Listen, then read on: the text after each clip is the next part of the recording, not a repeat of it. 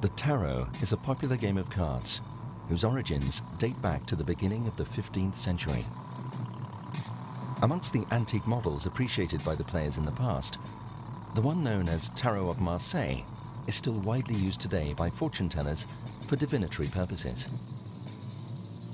As with all tarots, this particular type has, in addition to the traditional suits, a series of 22 cards, the trumps. Owing to the strange figures that illustrate them, for centuries, these trump cards have exerted a strong power of fascination. What do they mean? Who created them? For what purpose?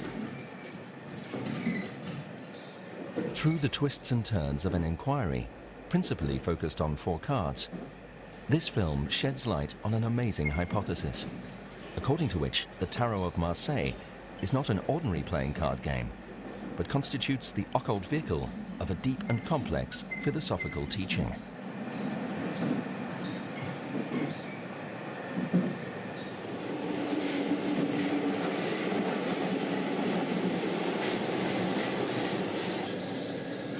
The French Playing Card Museum is at Issy-les-Moulineaux in the suburbs of Paris. There we meet Thierry de Paulis, a historian specializing in the history of games. This type of tarot, there, which is one of many types, is usually called Tarot of Marseille. It's a conventional designation, most probably due to the fact that at the end of the 18th century and during the first half of the 19th, and even after, this model was produced only in Marseille. So people got into the habit of calling it Tarot of Marseille. But in fact, it is possible to distinguish an Italian origin to these cards. Many of us think, and this is not peculiar to the fortune tellers, that these trump cards form a series with a meaning.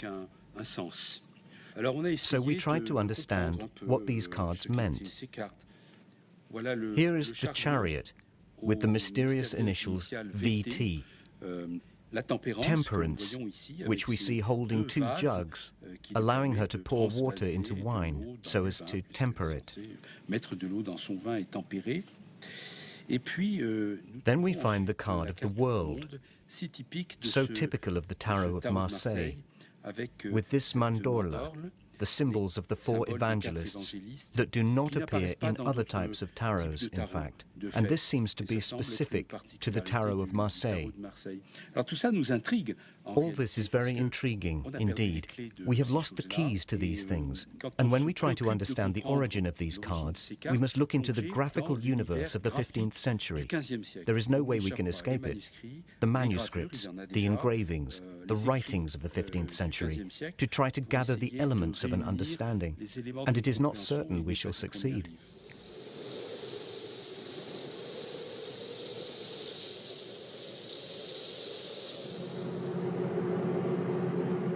Getting back to the origins of these tarots thus implies the need to investigate the art of the 15th century. But where should we begin? We leave Paris for Hungary.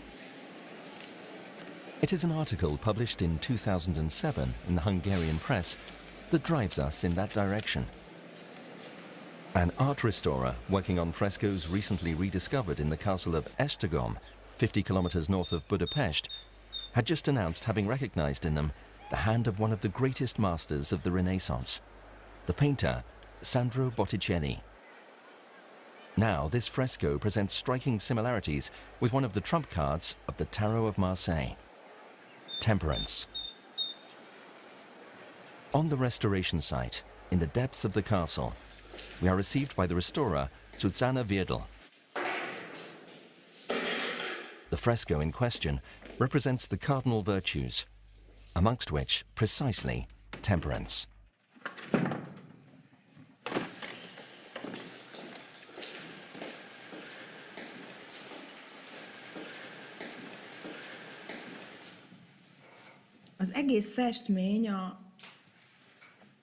This fresco was unearthed in 1938 which means that this small study and the chapel remained 340 years under the earth.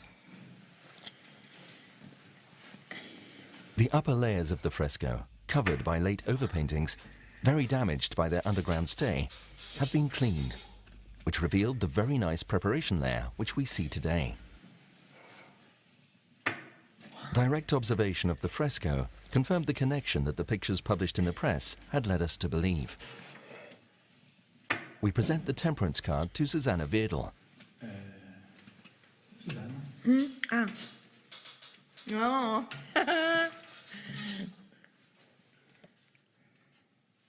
Carino. Strangely, she had never compared this image to the masterpiece she is restoring. It's impressive. Look at that temperance. It's the same position.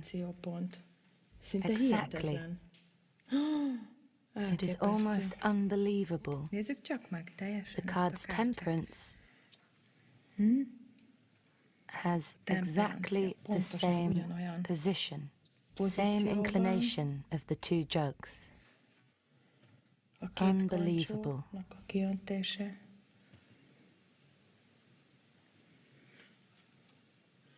And it's also the same type of jugs. This one and this one, they are identical.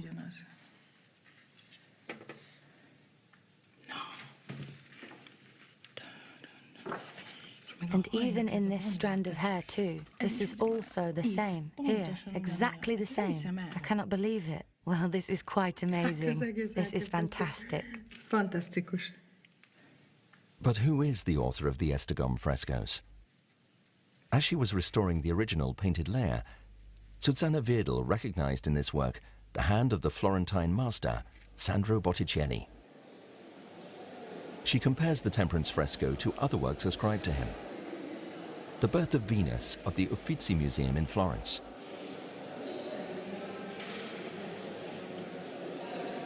Or Venus and the Three Graces presenting gifts to a young woman, today at the Louvre Museum. The upper layers of the fresco, which cause confusion, have been removed, and an entirely new image appeared. That's what allowed the attribution of the fresco to Botticelli. If you compare it to Botticelli's masterpiece, The Birth of Venus, you see that the line of the neck is typical of Botticelli. See how the lines of the neck correspond almost perfectly. If you incline slightly, because Temperance's angle is a little more tilted, you realize that Temperance's neck is typical of Botticelli. You also see that the shoulder has no bone, and it is the same in this fresco. There are also correspondences with this head from the Lemmy Villa fresco.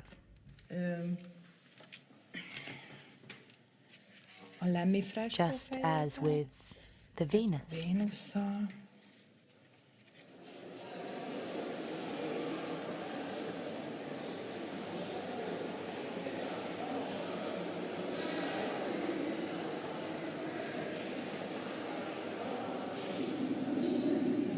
In effect, there is a strong likeness between the temperance of Esztergom Castle and that of the Tarot of Marseille. Susanna Wedel's attribution, if it is right, provides a clue linking the Tarot of Marseille to Botticelli. In this case, further correspondences should be identifiable. To make sure, we check the known works of the Florentine master.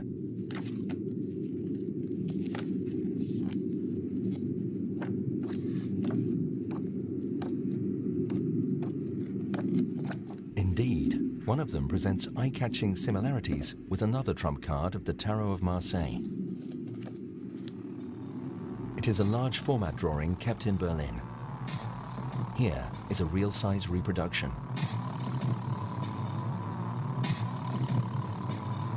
We scale it down to the size of a tarot card, so as to underscore its similarities with the 15th trump of the Tarot of Marseille, the Devil. A character standing viewed from the front with his legs slightly apart. The clawed feet. The horns on his head and the crossed eyes. The bat's wings that unfold in the superior angles of both images.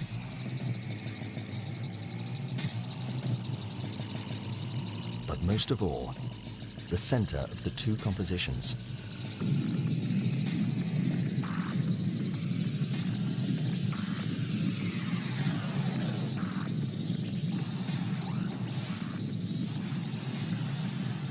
In the card, the target is explicit.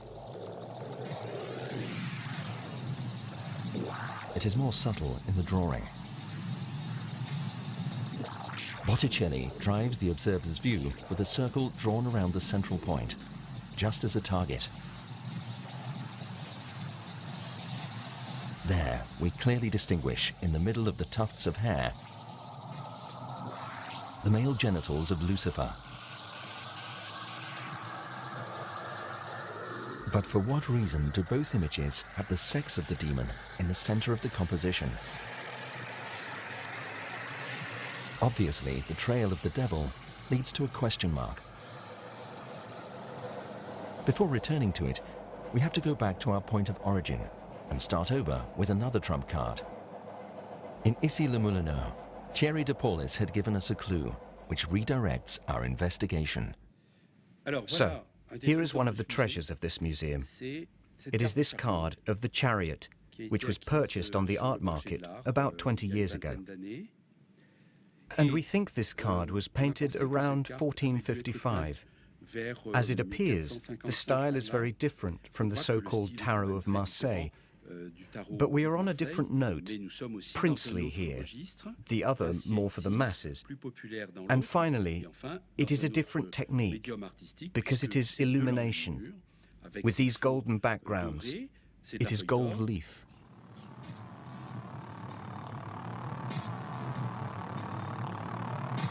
What strikes most in this card is the similarity of its composition with that of the seventh trump of the Tarot of Marseille. The chariot. A very peculiar composition. Two equal parts, separated by the upper edge of the chariot's basket. But in fact, the chariot of the Tarot of Marseille is also inspired by other drawings and engravings, all Italian and dated from the 15th century. In this image, representing the Chariot of Faith, engraved in Florence around 1460 by Maso Finiguera, we find the team of two horses almost identical.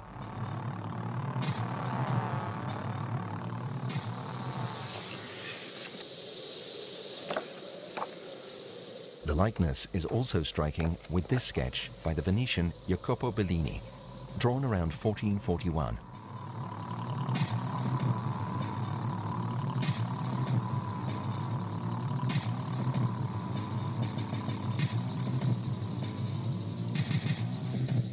And here, we also have the canopy in the upper part with its vertical poles.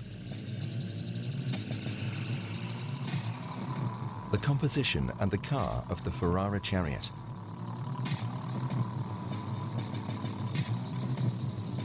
Finiguera's horses.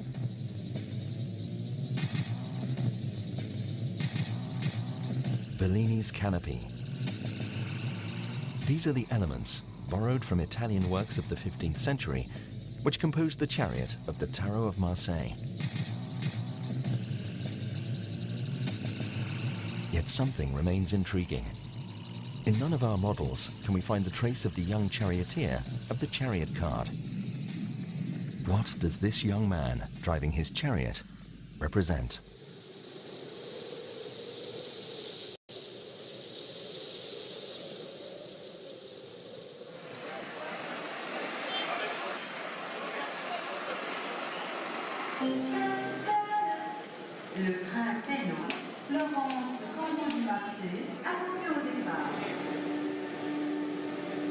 With the origins of the Tarot of Marseille being in Italy, it is there we are most likely to find the answer to our question.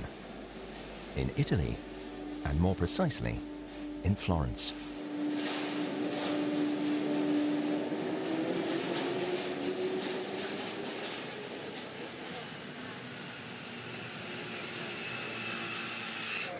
The theme of the chariot driven by a young man is popular in Florence in the second half of the 15th century. Important testimonies of it are still visible today.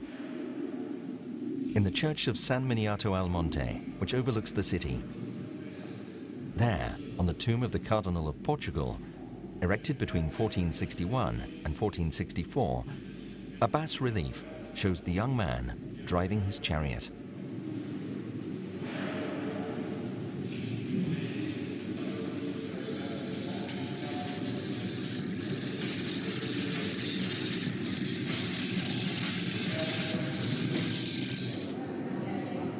At the National Museum of Bargello, in the room dedicated to Donatello, the same chariot appears on the bust of a young man, dated around 1460, in the oval medallion he is wearing around his neck.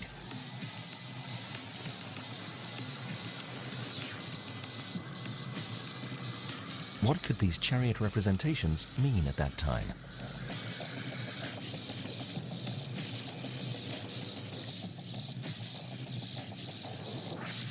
At the Laurentian Library, one of the oldest in Florence, Andrea Rabasini, a historian of philosophy, puts us on the track of the image that inspired our Florentine chariots.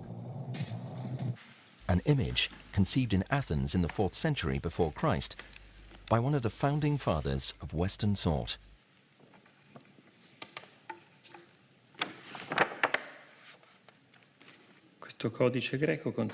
This Greek manuscript contains the complete works of Plato with other writings. Here the Phaedrus, so Plato's dialogue in the original Greek text. And here we find in these pages a Platonic myth that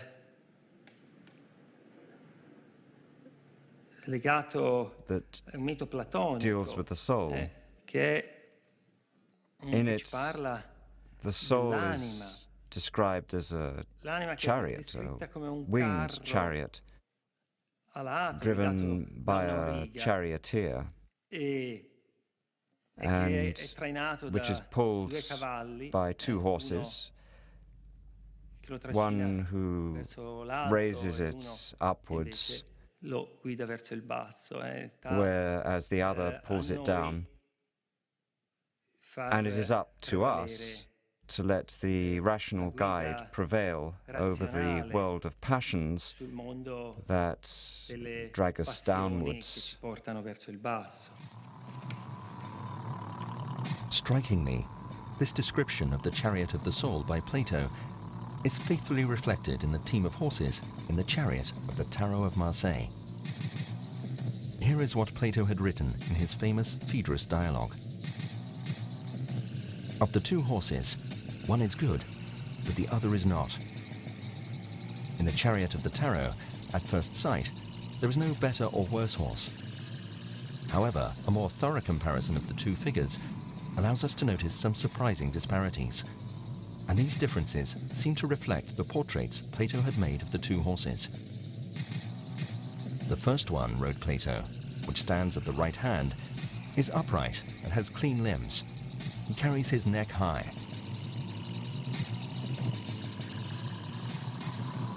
On the card, the horse standing to the right of the charioteer faces in the direction of travel. His eyes are turned in the same direction. He is well proportioned. His ears stand upright. The other, however, Plato wrote, is crooked, heavy, ill-conceived. His neck is short and thick. His nose flat, his color dark, his eyes grey and bloodshot. He is shaggy-eared and deaf. On the card, the horse standing to the left of the charioteer holds his head perpendicularly to the direction of travel, a fractious animal. One of his eyes is closed, while the other is bulging. His turned-back ears give reason to fear that he is preparing to kick. It looks like the creator of this picture has tried to transpose the image of Plato in this card. But one doesn't see very well what this image of Greek antiquity is doing in Florence in the second half of the 15th century.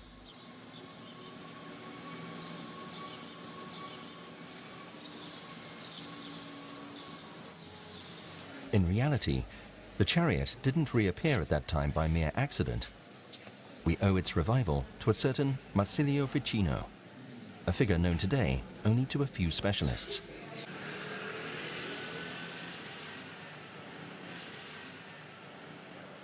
However, in the time of the Renaissance, when Florence was at the peak of its splendor, this man was one of the greatest savants. The son of a doctor, he entered in his youth the service of Cosimo the Elder, the founder of the Medici dynasty. All his life he remained closely related to the family that reigned over Florence, and kept up a lifelong friendship with Lorenzo the Magnificent.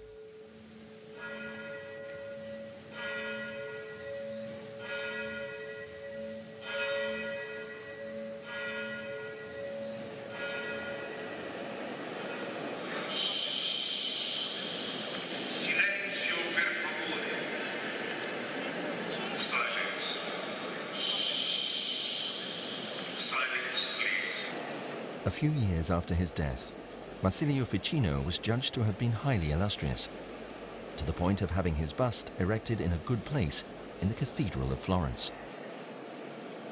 The feat that motivated this glory was represented by the sculptor as a book in Ficino's hands.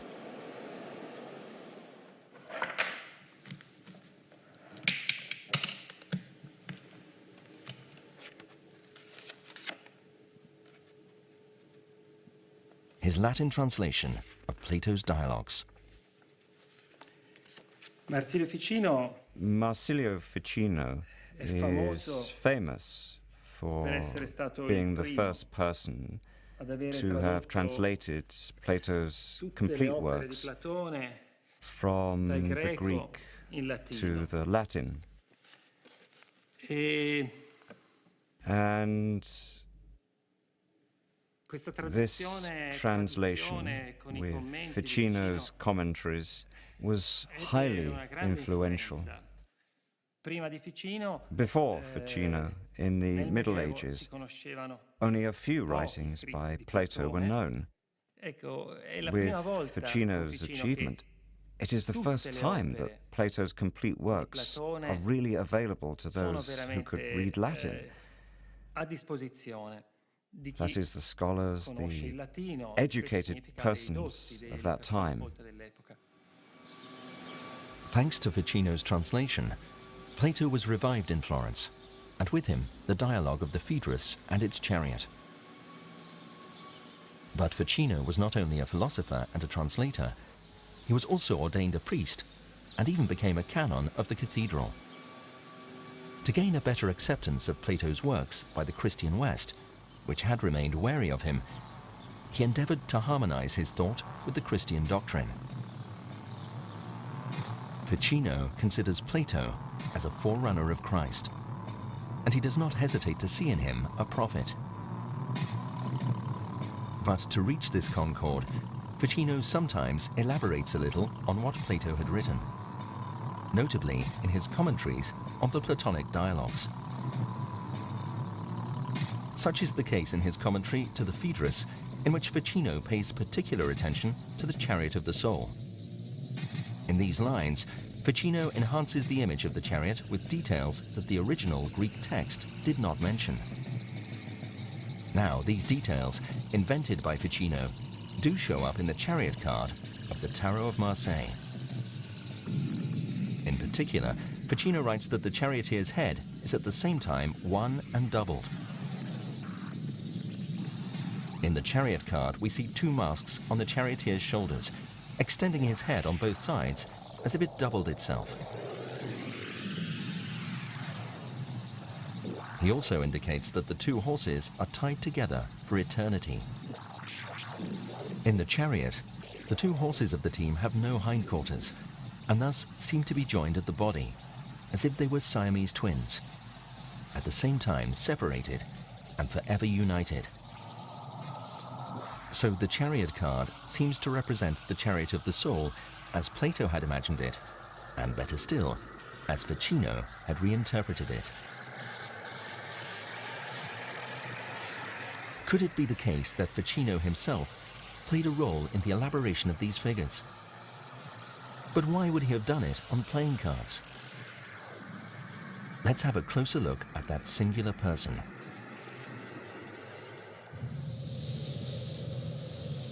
We are driving towards the village of Careggi, on the hills overlooking Florence. Since the 17th century, Franco Mercatelli's family has been living in the neighborhood of Marsilio Ficino's house, which we can see. It was heavily transformed through the centuries, and current renovation works prohibited us from accessing it. The small estate had been given to Ficino by Cosimo de' Medici as a reward for his translations. This might be the place that Ficino evokes in his introduction to Plato's complete works, a place he calls the Academy. The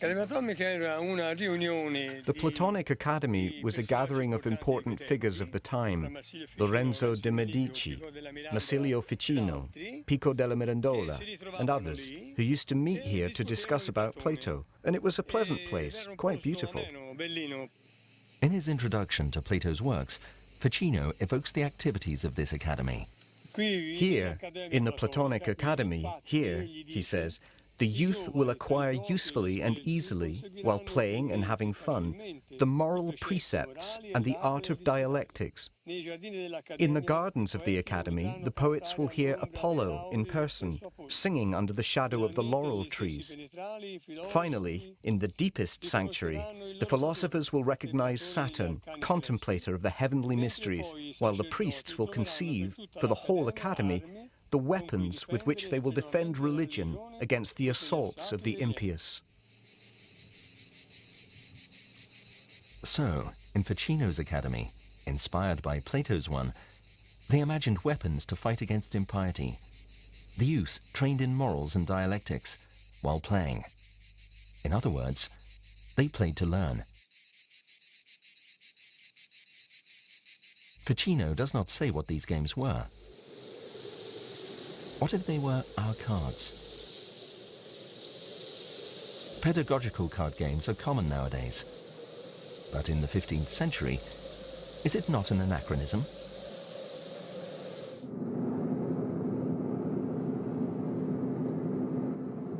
We are heading to Milan. At the heart of the Lombard capital, in the Sforza Castle, the Achille Bertarelli print collection keeps a remarkable ensemble of playing cards, some of which date from the Renaissance. There we meet Alberto Milano, a scholar specialized in iconography, who presents us with one of the first pedagogical games of cards. At the Sforza Castle, we have a very special pack of cards. The game is dated 1515 and was created by the Franciscan monk Thomas Murner to teach the Institutes of Justinian to the students at the Faculty of Law. You couldn't play this game with the usual rules of playing cards. The game was used to memorize some concepts.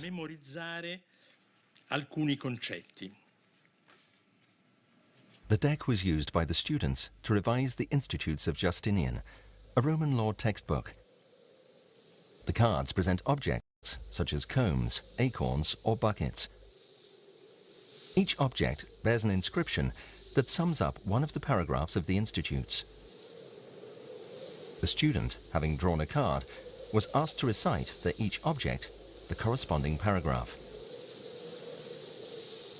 So, in 1515, the university professor Thomas Murner had invented a game of cards to teach law to his students. Could it be that Ficino, a few decades earlier, had also imagined a game to train his fellow academicians in philosophy? Fittingly, during our visit, Alberto Milano had drawn our attention to a very specific trump card of the Tarot of Marseille. Here we have some playing cards for the game of tarot,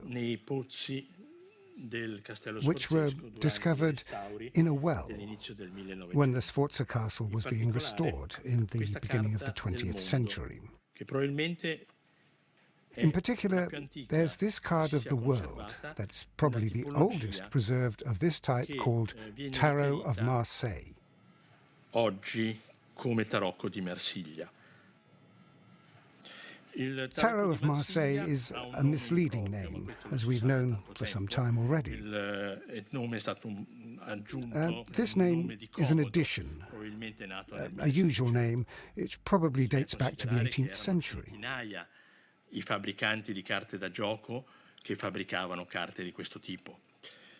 We must consider that there were hundreds of card makers that produced these type of cards. It's very interesting to observe that the basic iconography was well maintained. Therefore, there is a direct relation between this first specimen and this other, much later French one.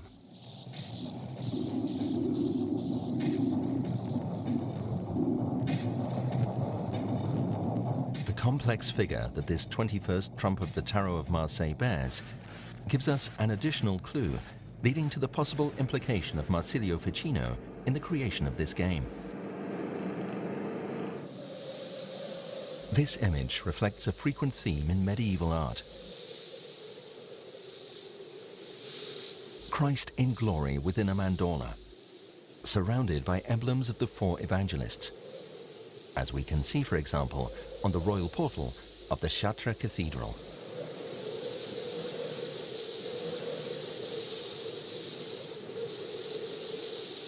But it combines another source with this figure. This one, not medieval, but antique. The image of the Orphic god Phanes, the androgynous born from the world egg. Here on a bas-relief kept in the Museum of Modena. Now we know that Marsilio Ficino was endeavoring to operate the synthesis between Christianity and the theologies of antiquity. In fact, it seems that the world card represents the soul freed from the body, as Ficino describes in his treatise on the immortality of the soul, the Theologia Platonica. According to him, the soul, after it takes off its bodily envelope, rises up and becomes capable of governing the four elements of the universe. Ficino compares this free and almighty soul to the Son of God and assimilates it to the world soul. Finding the influence in the Tarot of Marseille of Marsilio Ficino's thought on the one hand and the art of Botticelli on the other naturally suggests the idea that these two men, who were contemporaries and both close relations of Lorenzo de' Medici, might have collaborated to create its trump figures.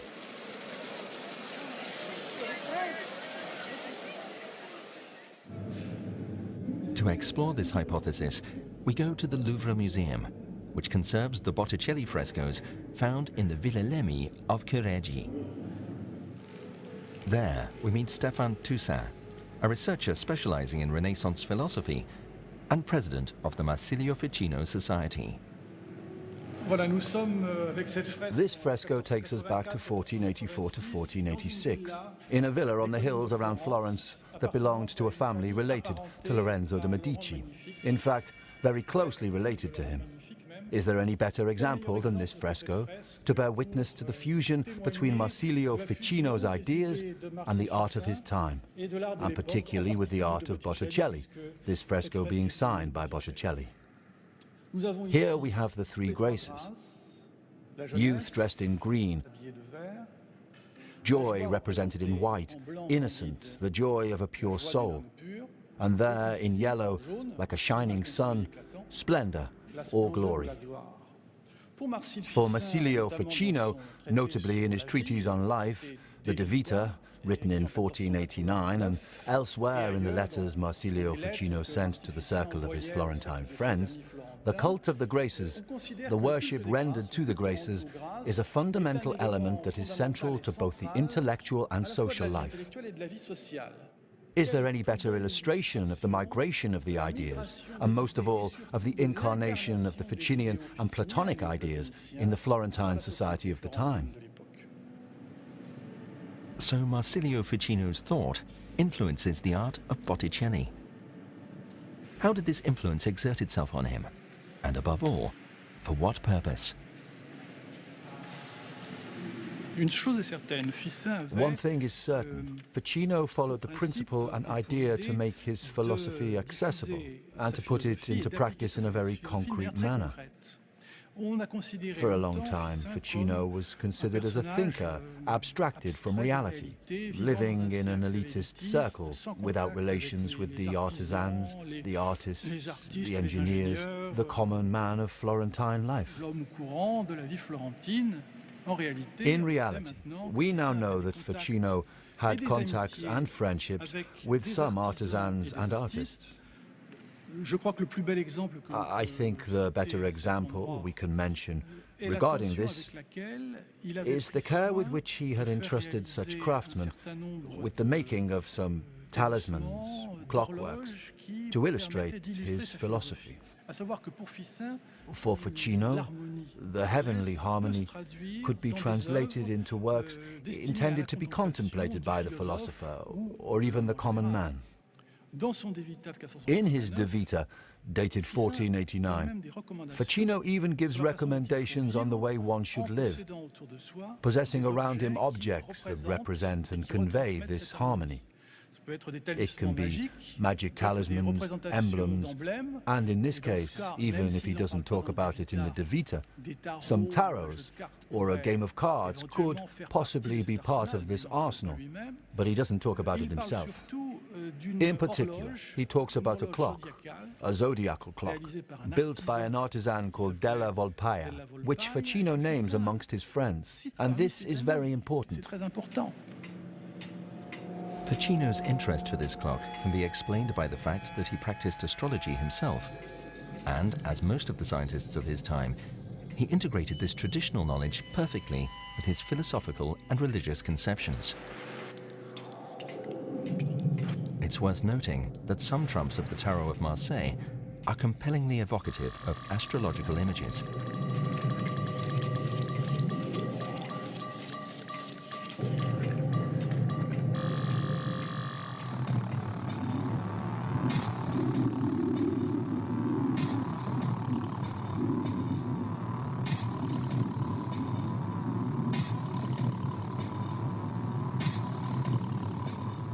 Let us now return to the trail of the devil.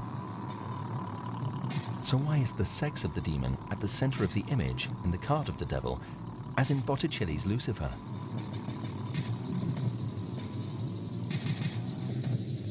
Botticelli's drawing is an illustration for Dante's Divine Comedy.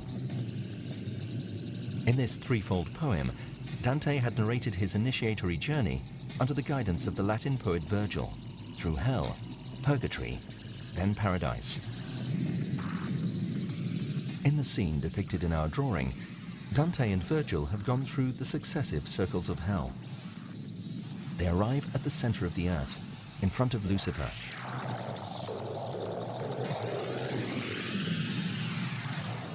Dante is frightened. Virgil reassures him.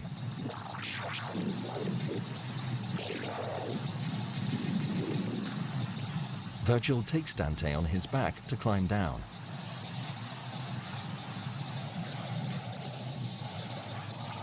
And at that point, they carry on upside down. Logical. After they go past the center of the earth, gravity is inverted, and the descent becomes an ascent.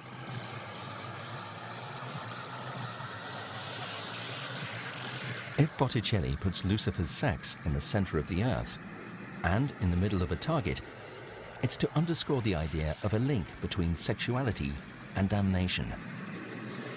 The point of attraction of all heavy matter represents the almost irresistible power of physical desire. And one has to go beyond this point in order to reach purgatory, then paradise.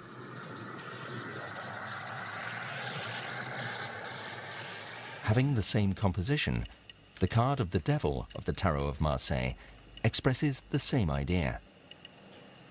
But in the card, instead of Dante and Virgil, we have two prisoners. Who are they? Again, Plato and Ficino put us on the trail. The allegory of the cave, imagined by Plato, features prisoners bound in a dark cave, who see the world only through distorted shadows, and who think these confused projections are reality. The story is usually interpreted as an image of the illusory nature of sense perception. But Ficino combined to the allegory of the cave the Christian visions of hell that belonged to his time. Some of his writings bear witness to this. In 1495, he publishes his letters. This one is dated 1480. There he quotes the allegory of the cave, but he adds details that cannot be found in Plato's text. Ficino writes that the prisoners have their hands tied behind their backs. This is not mentioned in Plato's text.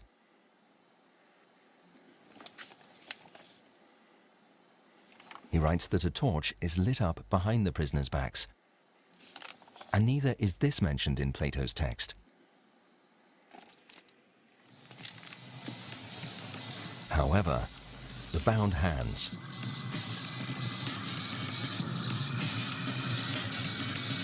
the burning torch, we find them in the devil card of the Tarot of Marseille.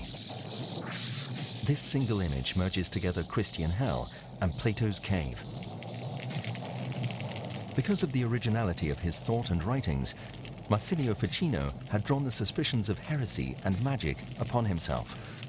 It's mostly thanks to Lorenzo the Magnificent's support that he managed to escape condemnation by the ecclesiastical authorities. Such threats might explain why the creator of the Tarot of Marseille never publicly boasted about his invention.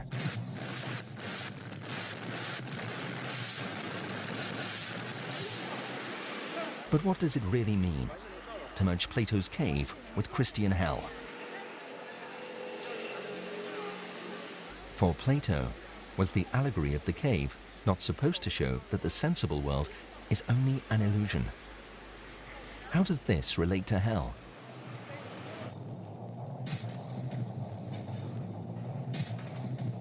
Ficino had a very peculiar conception of hell, which contrasted with the doctrine of the Church, but on the other hand, agreed very well with Plato's thought. As Sylviane Bogdam, a specialist of Renaissance literature, explains. We are at the Arsenal Library in Paris. Here we have the first edition of the commentary to Dante's Divine Comedy, published in 1481 by Cristoforo Landino, a friend of Marsilio Ficino. And here we can see an engraving by the Florentine Baccio Baldini, who illustrated this edition on the basis of drawings by Botticelli. The passage illustrated by this engraving is the one in which Virgil and Dante are about to go through Hell's Gate. And this gate is represented as the door of a cave. So this is a reference to the 6th book of Virgil's Aeneid, but we also think about the Platonic cave. Ficino talks about hell, notably in a text entitled The Platonic Theology, in which he proposes a very original conception of hell. For Ficino, hell is no longer a material place, but it is neither only an allegorical place, as it was for the Latin poet Lucretius.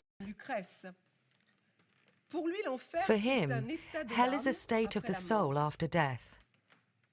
It's a psychic prison in which the damned person is condemned to live eternally amongst the illusions to which he had indulged himself during his earthly life. Thus, hell is an imaginary place. It is a world made up of what Ficino calls simulacra. But it is a world of simulation that the damned person cannot identify as such and of which he is a prisoner. Ficino's hell is a nightmare, but it is a nightmare from which you never wake up. For this reason, I think Ficino's hell is the cave, because hell is a world of illusions, which you cannot identify as illusions, which you take for realities.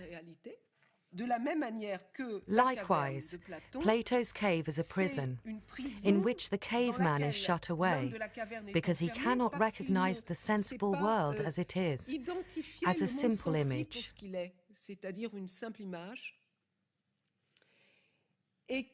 And therefore, he has no desire to turn over, to convert to the light of truth, and to the principle of this light, which, for a Platonist like Ficino, for Plato firsthand, is the good.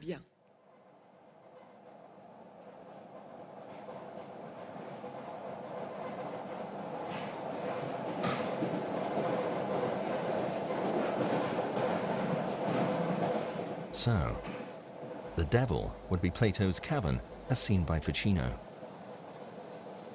The chariot would be Plato's chariot of the soul, as seen by Ficino. And temperance? What does it represent? And the world? And the other cards? A text by Ficino, which remained unexplained to this day, of numerological and astrological inspiration, presents the soul as a table consisting of 7 columns, one for each planet known at that time, and 3 levels: the heavenly, the intermediary, and the earthly. The indications provided by this strange text allow us to place each of the trump cards of the Tarot of Marseille in each of the 21 boxes of the table, following a different order than the simple numerical progression. And Ficino points out, as an enigma, that these 3 series begin with 3 multiples of 7. In the first column, that of Jupiter, which for Ficino corresponds to the world soul, the 3 multiples of 7 take place. 7, the soul in its terrestrial vehicle, vehiculum terrenum. 2 times 7, 14, the soul as an intermediary between the heavenly and the terrestrial. 3 times 7, 21, the heavenly soul governing the world.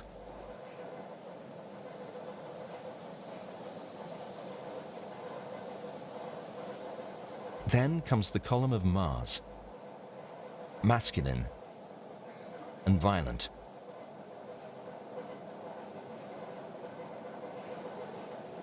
The column of Venus, feminine and loving.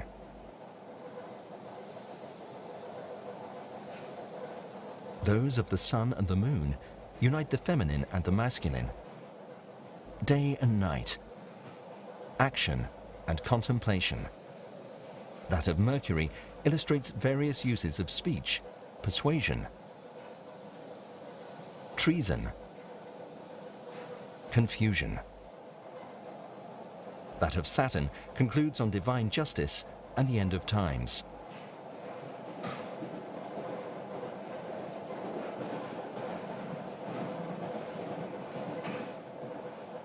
According to this interpretative framework, the series of 22 trumps of the Tarot of Marseille appears as a synthesis of Marsilio Ficino's philosophical, religious, and astrological thought.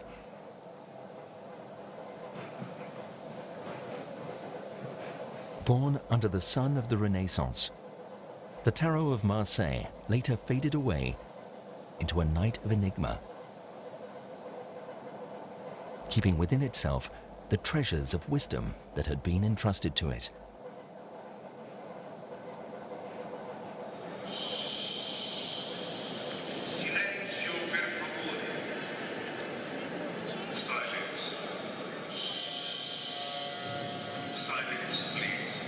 The cards are far from having revealed all their secrets. Who knows if the last keys of the so-called Tarot of Marseille do not remain buried in the writings of Marsilio Ficino.